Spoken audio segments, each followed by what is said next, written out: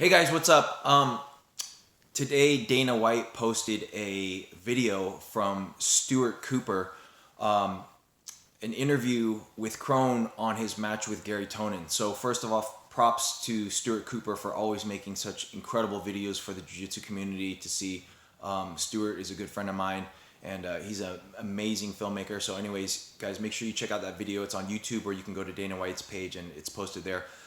In that video, Krone mentions towards the end of the fight he was, down on points. I think it was 6-3. He was down, and there was a minute left in the match. And he knew in his mind that he could basically still win the fight because he had been doing a lot of 1-minute drills. So I just kind of wanted to go into a little bit more in depth on what that is. That's something that we used to do a lot in training, in competition training specifically. Anytime there was a big competition coming up, that's one of the things that we would kind of implement into the training. And this is how it kind of works. So a lot of times in competition, what people don't realize is you're fighting the clock also. So you're not just fighting your opponent, but you're also fighting the clock. And what that means is at any given time in the match, a lot of matches sometimes are back and forth matches, and so what's the most important thing is not how many points you have, but how many points you have when the clock stops. So a lot of times during a match you may be up by 2 points, and then you're down by an advantage, and then you're up a point, and then you're down by 2 points. And if the clock stops when you're up, you win. If the clock stops when you're down, you lose. So a lot of times, you have to make sure that you're watching the clock or paying attention to the clock. So at that specific time, a lot of times, if it's a 6-minute match, boom, you're down an advantage, you would have lost, but if it would have gone another minute, you could have won. So we used to do these trainings, and how we would do it is this. We would either do 30-second bursts or minute bursts. Because what it requires is you to be extremely explosive for a very, very brief period of time. And anything over a minute, your body just can't basically explode and keep the pace unless you're just in super crazy, phenomenal shape. You have to be in pretty good shape anyways to do these drills, and these drills will get you in really, really good shape. And the whole goal is to be explosive for a very, very short period of time and create the movements that you need to be able to win. And so what we would do is, you can start it at 30 seconds or you can start it at a minute, whatever you want. And basically we would put ourselves in a bad position. So sometimes we create a scenario in our mind. You're on the bottom of the half guard and there's 30 seconds left and you're down by 2 points. So start it off at maybe 1 point, right? And now you're on the bottom of the half guard, 30 seconds, you got 30 seconds, you're down by 1 point. Okay, we would say go. And so the goal for you in your mind is, how do I score the necessary points in order to win? So I know I need 2 points. The best thing for me to probably attempt to try to do is probably a sweep to be able to score 2 points to win the match. And for you coaches out there that wanted to implement this into your training or to be able to help your athletes, that's how we kind of vary it. So what it forces your students or the athlete or you as a competitor to do is really focus on, what do I need to achieve in this given period of time to be able to win my match.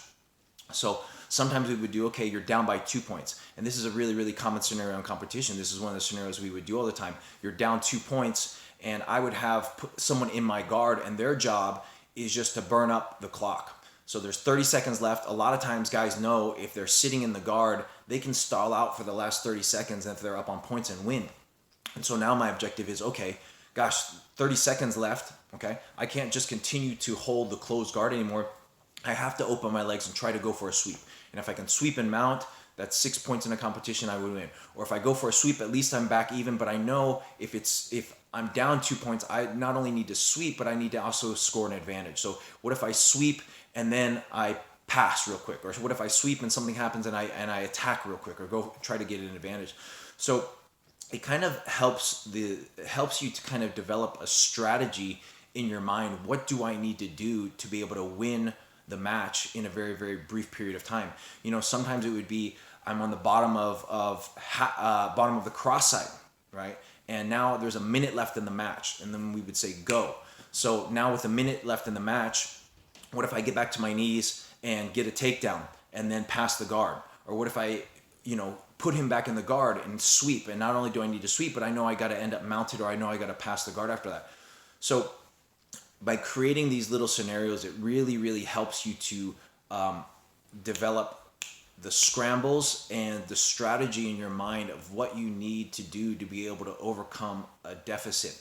And in Krone's situation, he was talking about in his video, it was 3 points. He had the back. All he had to do was take his hook out and put it back in to get the points necessary to win. But instead, he went for the finish. And so sometimes we would create scenarios like that, where basically, let's say you're down 6 points or 4 points. You know that, okay, in this given period of time, I have 30 seconds. I'm on the bottom of the cross side, okay, and there's 30 seconds left. I know that I either need to take the back, right, and get 4 points, or I need to mount to get my points to be able to win the match. So, or down 3 points, and I need to finish, right? And so basically, a lot of times when you're just in that situation, you're just going for the kill. It doesn't matter. Points at that moment don't really matter. So you're willing to actually take more risks, because a lot of times in competition, that's one of the big things is we want to limit the risk. We want to really bring down the risk of doing things. And so a lot of people, you hear a lot of people talk about they feel like when they lost, they never really opened up their game. They weren't willing to take the risks and expose themselves to getting scored on. And a lot of people are, always saying, oh man, I should have opened up my game, or I should have played my game, or I should have done. But what happens is they're afraid of getting scored on. They're afraid of having points scored against them and losing the match. So, it trains your mind to be able to set yourself up for different scenarios of how are you going to win. And of course, the more practice you have in each of these different scenarios. So it would always be bad situations. Sometimes we would do it from good situations. Sometimes I'm on the back, I'm on someone's back, and I'm still down by 2 points, and there's 30 seconds left. So I know best option for me is try to finish or try to see if I can mount, right?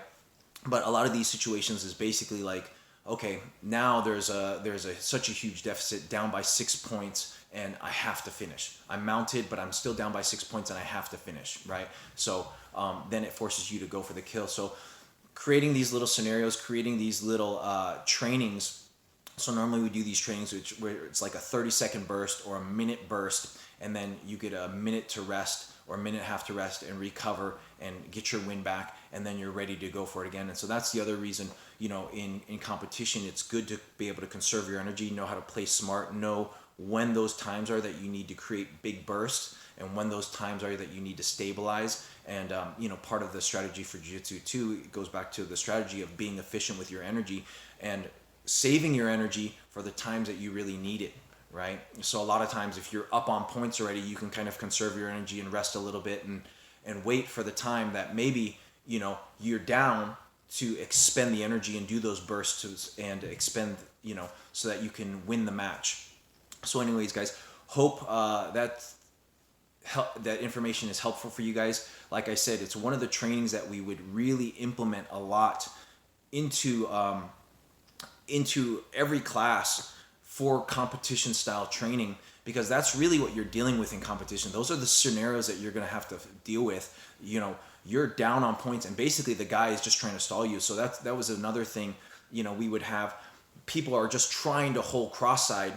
Their job, they're not even trying to attack anymore. They're not trying to mount anymore. They're not trying to really create any type of offense. They're basically just trying to stabilize, which makes it a lot harder to be able to escape these positions and advance, right? If guys are opening up, if they're attacking, it creates a lot more movement and it creates a lot more opportunity for you to use their energy or use the openings against them. But a lot of times we put ourselves in this situation is, okay, the top guy is winning, and his job is to hold you for the next 30 seconds or 45 seconds or a minute. Your job is to get out and score however many points you need to score to be able to win the match. And so by doing these short trainings, these short, really, really explosive trainings, like I said, it helps you to develop this strategy. And so you can start to figure out, gosh, I'm down by 2 points. What do I need to do? And what is the best way to do it from this position? If I'm down by 1 point, a sweep will work. If I'm down by 2 points, I need to pass the guard or mount or take the back to be able to get the necessary points to win. And of course, finish is always a good option, right? So anyways, guys, I hope that helps, and hopes that helps you coaches out there who are trying to help train your students and develop your students. And what this does is it really helps to give them the confidence, like Krone mentioned in his video. He said he had been doing a lot of 1 minute drills, and so he knew what was possible for him to create in that period of time. He was like, 1 minute left, I got this, because he had been doing those 1 minute trainings for a lot of the matches, a lot of the trainings leading up the preparation for the fight. He knew within a minute's worth of time, if he wants to go for it, he has the ability to win the fight or get the kill in just a minute's time. So anyways, guys, I hope that's helpful for you guys. And just to let you guys know, I have an amazing breakdown on my site of the Krone and Gary Tonon match, talking about some of the mistakes, some of the things that happened, and some of the things that Krone did to be able to get the finish at the end, and the difference between his strategy and Gary's strategy when they were on the back. So make sure you guys check that out.